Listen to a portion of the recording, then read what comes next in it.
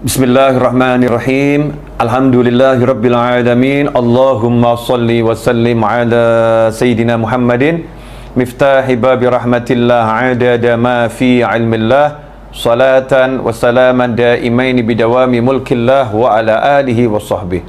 Allahumma shalli ala sayyidina Muhammadin salatan taftahu biha lana futuhal arifin wa tufaqihuna biha fid din wa ala alihi wa sahbihi. Assalamualaikum warahmatullahi wabarakatuh. Alhamdulillah kita dipertemukan di sebuah pertemuan yang mulia. Meskipun tidak ada yang menampung kita saat ini kecuali dunia maya, bukan berarti pertemuan kita tidak nyata. Pertemuan di jalan Allah Ta'ala itu yang dibutuhkan tempatnya adalah hati, ya, yang dibutuhkan adalah hati. Insya Allah kalau hatinya sudah bersatu, maka di situ turun rahmat dari Allah Subhanahu wa Ta'ala. Mudah-mudahan pertemuan kita kali ini betul-betul bisa mendatangkan rahmat khususnya untuk diri kita pribadi dan teruntuk seluruh umat Nabi Muhammad SAW, khususnya untuk bangsa yang kita cintai. Berpikir positif di segala kondisi, berpikir positif di segala situasi. Hal yang mudah, tapi tidak mudah dilakukan. Hidup ini kan pilihannya ada dua, pilih enak atau pilih nggak enak. Pilih enak atau pilih nggak enak. Seharusnya dalam kondisi apapun, ya kita pilih yang enak. Ya kita pilih yang enak. Milih yang enak itulah yang merupakan wujud daripada berpikir positif, berpikir yang baik, berpikir yang enak-enak. Bagaimana implementasinya, penerapannya dalam kehidupan sehari-hari? Dalam Al-Quran sudah sangat banyak contoh bagaimana manusia harus berpikir positif di kondisi yang sesulit apapun. Ya, kondisi sesulit apapun, menghadapi tantangan model apapun.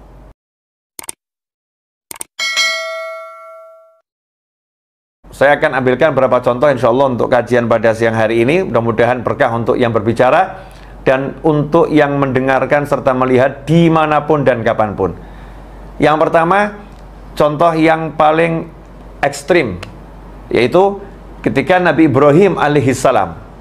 Nabi Ibrahim alaihissalam sudah dibelenggu, diikat, kemudian api sudah dibakar. Dan perlu dijelaskan, apinya bukan sembarang api. Api itu dibuat oleh Namrud bersama rakyatnya dengan mengumpulkan kayu bakar yang prosesnya dalam tafsir disebutkan kurang lebih 1 bulan. Kemudian tempat lapangan untuk menampung kayu bakar itu pun dibuat sedemikian rupa seperti tungku. Tanahnya digali, kayu bakarnya dikumpulkan, ditumpuk di situ, kemudian api dinyalakan. Hasilnya panasnya maksimal sehingga mampu membakar burung yang terbang jarak 1 mil, 1,5 kilo di atas api tersebut. Burungnya akan terpanggang hidup-hidup. Nah, bayangkan Nabi Ibrahim alaihissalam nggak punya teman, nggak punya siapa-siapa, ya, diikat, akan dilemparkan dalam kobaran api yang luar biasa tersebut. Nalar manusia akan mengatakan nggak mungkin selamat, nggak mungkin menang melawan kondisi yang seperti ini, sendiri terbelenggu. Tapi subhanallah, datanglah bantuan dari Allah Subhanahu wa Ta'ala. Bantuan itu lewat makhluk-makhluk Allah yang berdatangan, baik itu malaikat sampai pun kata, semuanya menawarkan bantuan kepada Nabi Ibrahim alaihissalam. Tapi saat itu Nabi Ibrahim alaihissalam pada puncak cinta yang luar biasa, sehingga Nabi Ibrahim mengatakan, ilmuhu bihali kafani answali. Allah tahu keadaanku, biar Allah sendiri yang langsung ngurus aku nanti. Biar Allah yang langsung ngurus aku. Nah, ini jangan dicontoh loh ya. Ini tingkat cinta yang tinggi. Kita biar Allah yang ngurus kita, tapi kalau kesah terus. Nabi Ibrahim datangi malaikat Jibril alaihissalam. Saya akan tolong kamu. Maka Nabi Ibrahim mengatakan, Allah mengerti kondisi saya, biar Allah yang ngurus saya. Ya udah, kalau begitu kamu minta sama Allah. Ya itu karena Allah tahu saya nggak minta sama Allah. Ini yang boleh ngomong gini, yang memang kelasnya kelas Nabi Ibrahim alaihissalam. Kalau kita ini kelas orang-orang yang banyak keluh kesah nih, ya minta. Ya, nunjukkan kebutuhan yang luar biasa. Nabi Ibrahim alaihissalam kelasnya kelas manja, jatuh cinta berat pada Allah Subhanahu wa taala.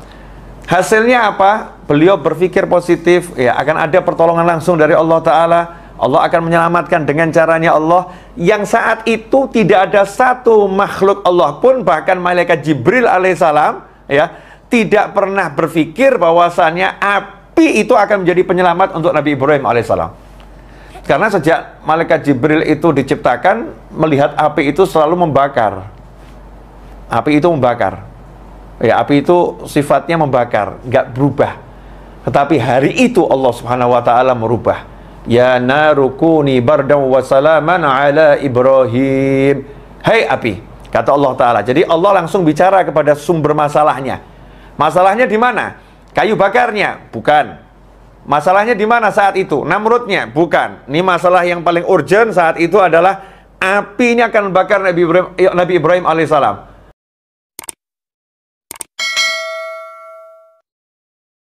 Maka nggak perlu dicarikan pemadam kebakaran, nggak perlu dicarikan tim untuk memadamkan, tapi langsung apinya diajak bicara oleh Allah Ta'ala, diperintah oleh Allah Subhanahu Wa Ta'ala. Ya narukuni bardaw wa salaman ala Ibrahim. Hei api, jadilah kamu dingin. Nomor satu itu dulu. Api kamu dingin. Ya, tapi wasalama, yang menyelamatkan, bukan sembarang dingin, bukan dingin yang membunuh, bukan dingin yang menyebabkan sakit. Bardaw wa salaman, dingin dan menyelamatkan.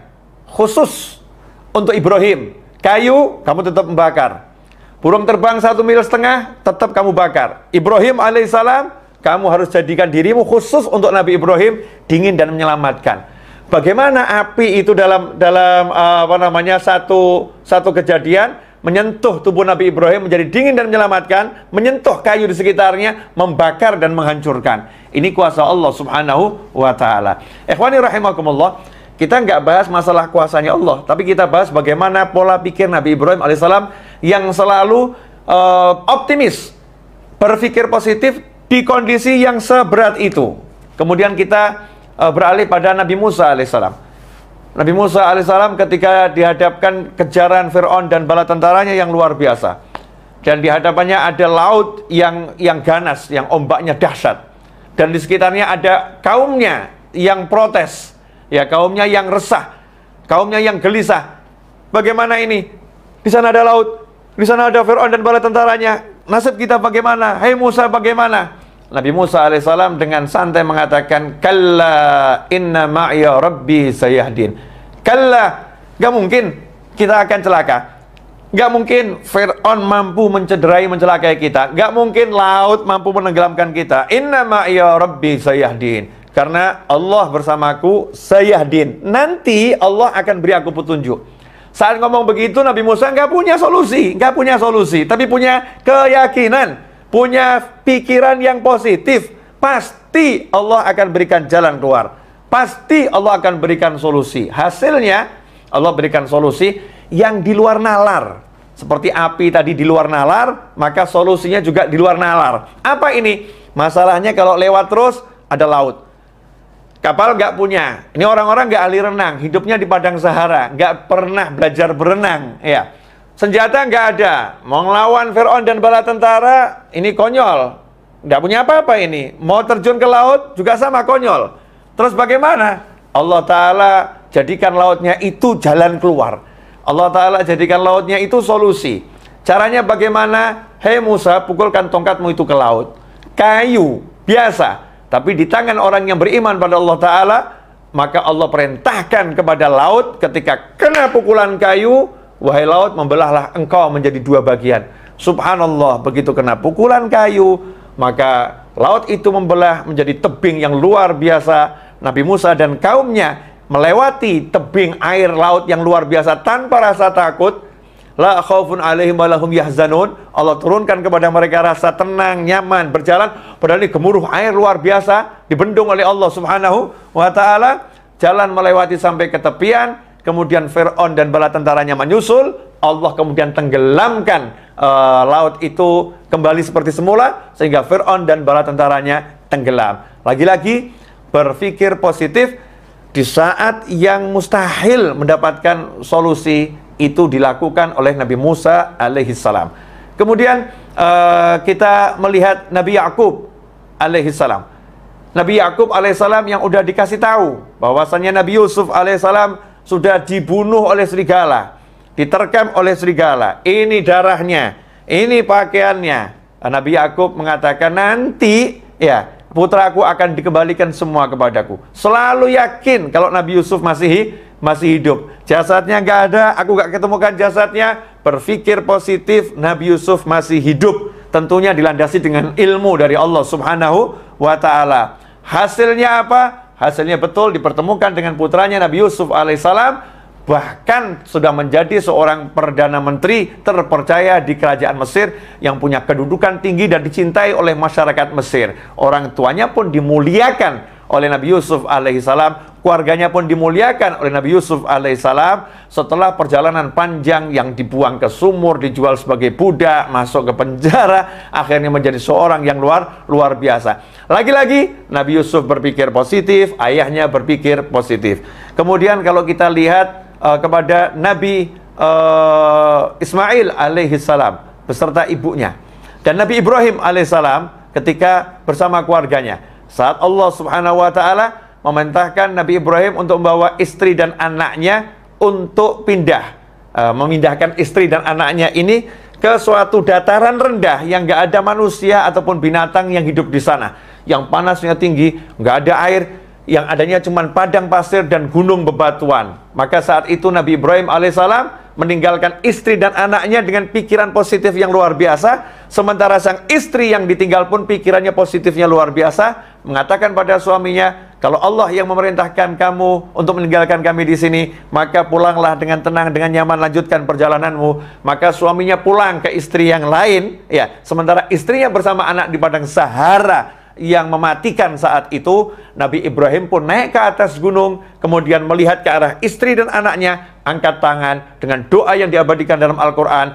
doa yang tidak logis, ya, doa yang nggak masuk akal, karena doa itu tak membutuhkan akal, doa itu membutuhkan iman. Dan kalau udah bicara tentang iman, maka semua perbuatan Allah itu melampaui logika manusia manapun, melampaui logika siapapun, karena Allah berbuat dengan kehendaknya, dengan kemahamampuannya, dengan kemahabisaannya, bukan dengan asbab yang ada pada kita. Nabi Ibrahim mengerti itu, maka berdoa pada Allah Subhanahu wa Ta'ala, ya Allah, aku letakkan sebagian daripada anak keturunanku di suatu lembah yang tidak punya tanaman, nggak punya kehidupan di situ, ghairi dzar'in, nggak ada tanaman di sana. Ya Allah, agar mereka menjadi orang-orang nanti yang mendirikan sholat. Mereka nanti akan, tolong kirimkan kepada mereka buah-buahan dari segala penjuru, kirimkan kepada mereka manusia dari segala penjuru. Subhanallah, sudah tahu tempat ini tempat yang gersang, nggak ada kehidupan, tapi mengatakan liyuqimus shalah, agar nanti muncul manusia-manusia yang mendirikan sholat dari anak keturunan gue ini. Nabi Ibrahim meyakini Nabi Ismail nanti akan berkeluarga, Nabi Ismail akan punya anak, Nabi Ismail akan punya cucu, sampai akhirnya punya cucu namanya Nabi Muhammad sallallahu alaihi wasallam. Itu adalah husnudzon, prasangka baik, positive thinking yang dimiliki oleh Nabi Ibrahim alaihissalam, sehingga bisa menghasilkan kehidupan di kota Mekah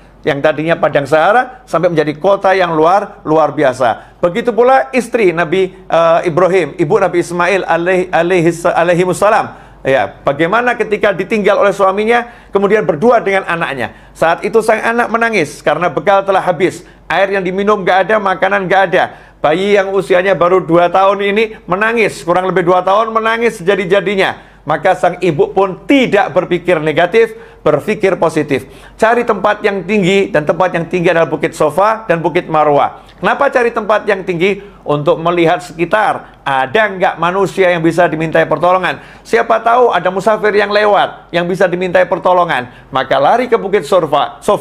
Lihat di sekitar nggak ada, pindah ke Bukit Marwah. Lihat sekitar nggak ada, lari ke Sofa lagi. Berulang kali Sofa dan Marwah dengan positive thinking, Allah akan memberikan solusi untuk masalah saya ini. Subhanallah, karena minta solusinya dari Allah Subhanahu wa Ta'ala, maka Allah berikan solusi itu di kaki bayi Ismail alaihissalam yang menjejak-jejakkan kaki ke bumi. Tiba-tiba memuncrat air yang keras yang luar biasa, yang akhirnya menjadi air Zam-Zam hingga hari ini dan sampai hari kiamat, air itu akan menjadi sumber kehidupan umat manusia. Ini karena positive thinking dari ibunya Nabi Ismail alaihissalam. Kemudian kita lihat Nabi Ismail alaihissalam ketika akan disembelih, ya, perintah menyembelih Nabi Ismail alaihissalam dengan santai dan positive thinking mengatakan kepada ayahnya kondisi yang seperti itu, ya batif al-ma tu'mar, wahai ayahku, lakukan yang diperintahkan kepadamu. Satajidu ini insyaallah minas sabirin. Insyaallah engkau akan dapati aku termasuk orang-orang yang sabar menghadapi masalah ini. Apa yang terjadi? Allah Ta'ala jadikan leher Nabi Ismail tidak bisa disentuh oleh pisau, ya. Pisau yang tajam nggak bisa menyentuh leher Nabi Ismail. Leher itu menjadi seperti baja yang luar biasa. Kemudian Allah katakan pada Nabi Ibrahim alaihissalam, engkau telah melaksanakan arti mimpimu, maka sekarang kami datangkan domba dari surga sebagai ganti untuk Nabi Ismail alaihissalam. Maka saat itulah diganti domba yang disembelih. Nabi Ismail pun selamat karena positive thinking dari ayah, positive thinking dari anak menghasilkan sesuatu yang luar biasa. Ikhwani rahimakumullah. Kalau kita dihadapi satu masalah, kemudian kita itu menyerah dengan masalah, berarti kita seperti manusia yang nggak punya Tuhan, manusia nggak punya Allah subhanahu wa ta'ala. Jangan pernah menyerah menghadapi kehidupan model apapun dan model bagaimanapun, karena yang menguasai hidup ini bukan makhluk, yang menguasai hidup ini bukan ciptaan, tapi hidup ini dikuasai oleh yang maha mencipta, yaitu Allah subhanahu wa ta'ala. Semuanya adalah makhluk Allah dan semuanya adalah ciptaan Allah Ta'ala. Maka apapun kondisinya, apapun masalahnya, kita berpikir positif, Allah akan berikan solusi, Allah akan berikan jalan keluar. Bagaimana caranya? Allah telah menjelaskan, wa may yattaqillaha yaj'al lahu makhrajan wa yarzuqhu min haitsu la yahtasib. Siapa yang bertakwa pada Allah, wa may yattaqillaha yaj'al lahu makhraja, Allah akan selalu memberikan solusi, Allah akan selalu memberikan jalan keluar. Wa yarzuqhu min haitsu la yahtasib. Bahkan Allah menambahin, bukan cuma solusi, jalan keluar, dan Allah akan senantiasa selalu terus menerus memberikan rezeki dari arah yang nggak pernah dia nalar, dari arah yang nggak pernah bisa dia perhitungkan, dari arah yang nggak pernah dia sangka. Rezeki Allah sifatnya surprise untuk dia, surprise untuk dia, kejutan yang menyenangkan untuknya. Karena apa? Karena takwa pada Allah Ta'ala, melaksanakan perintah Allah, menjauhi larangan Allah. Itulah cara agar kita bisa berpikir positif. Ya, berpikir positif artinya apapun masalahnya, kita jadikan takwa sebagai kendaraan, takwa sebagai sumber solusi dari langit, takwa sebagai sumber pertolongan dari Allah Subhanahu wa Ta'ala. Sayangnya, saat ada masalah, justru kita mengandalkan yang namanya makhluk, dan kita lupa pada Sang Khalik, yaitu Allah Ta'ala. Kita jauh dari yang namanya ketaatan, kita justru larut dalam keluh kesah, dalam hal-hal yang gak diridhai oleh Allah Subhanahu wa Ta'ala. Ikhwani rahimakumullah.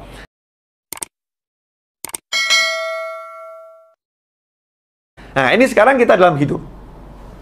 Dalam hidup tuh kondisinya apapun kan pilihannya selalu ada pilihan enak. Contoh, dipecat dari kantor. Ngapain mikir hidupku berantakan? Kan bisa mikir, wah, saya mau dikasih lapangan pekerjaan yang lebih bagus. Allah akan beri saya cara kerja yang lebih enak, yang lebih nyaman. Allah akan jadikan rezeki saya lebih banyak, karena di kantor ini kelihatannya nggak cukup untuk gaji saya ini. Nggak mampu, gaji saya lebih besar nih. Saya akan dikasih gaji yang lebih besar. Caranya gimana? Wallahu a'lam. Allah yang tahu. Yang penting saya mau usaha, saya mau tingkatkan takwa saya pada Allah Subhanahu wa Ta'ala. Berpikir yang positif. Apapun itu bisa dilakukan kok. Tapi kenapa kok kita nggak mau mikir yang positif? Mikirnya nggak enak. Padahal pikiranmu adalah doamu. Pikiranmu adalah doamu. Ana 'inda dhanni 'abdi bi falyadhunna bima syaa. Kata Allah Ta'ala dalam hadits qudsi, ana 'inda dhanni 'abdi bi. Aku tergantung apa yang difikirkan hambaku, prasangka hambaku. Karena itu terserah dia mau nyangka apa tentang aku, dia mau berpikir apa tentang aku. Jadi kalau kita mikirnya jelek, ya dapatnya jelek. Kalau mikirnya bagus, ya insya Allah dapatnya bagus. Nah, modal mikir aja kok takut. Seperti ada orang nggak punya duit, nganggur. Saya nanya sama orang tersebut, Mas, mau nggak beli rumah yang mewah? Jawabannya, mau beli beras aja nggak bisa kok, Bib. Ngapain mikir beli rumah yang mewah? Ini salah. Kenapa? Karena dia telah membatasi kemampuan Allah memberikan rezeki dengan kemampuan usahanya. Saya nggak mampu usaha, jadi Allah nggak bisa ngasih saya rezeki. Masya Allah. Jadi Tuhannya usaha ya? Tuhannya usaha, bukan Allah Ta'ala. Seharusnya bagaimana? Sadar dengan kenyataan, memang nggak punya uang, memang nggak punya kerjaan, lagi nganggur. Tapi kalau ada tawaran, Mas, mau nggak punya rumah yang mewah? Jawab saja, mau, insya Allah, doakan. Ya, semoga Allah kasih saya kemampuan, Allah beri saya kemudahan. Nggak ada yang mustahil. Tapi kenapa mikir yang positif aja berat? Karena tauhidnya lemah. Karena yakinnya sama Allah lemah, ma'rifatullahnya lemah, gak paham siapa Tuhannya, gak paham siapa Allahnya, gak paham bagaimana kemampuan Tuhannya, dan gak paham kalau dirinya gak mampu apa-apa, dan yang lain juga gak mampu. Yang mampu hanya satu, la ilaha illallah, Muhammad Rasulullah SAW. Karena itu dikatakan dalam surat Al-Ikhlas, Qul huwallahu ahad, Allahus samad. Katakan, hanya Allah yang Maha Esa. Katakan bahwasanya hanya Allah tempat bergantungnya segala sesuatu. Nggak ada yang lain. Hanya Allah, dan hanya Allah. Ikhwani rahimakumullah. Nah, ini beberapa yang sudah saya paparkan ini insya Allah menjadi masukan yang manfaat buat saya khususnya dan pemirsa dimanapun Anda berada. Jazakumullah khairan. Saya minta maaf atas segala kekurangan. Mudah-mudahan berkah manfaat. Wassalamualaikum warahmatullahi wabarakatuh.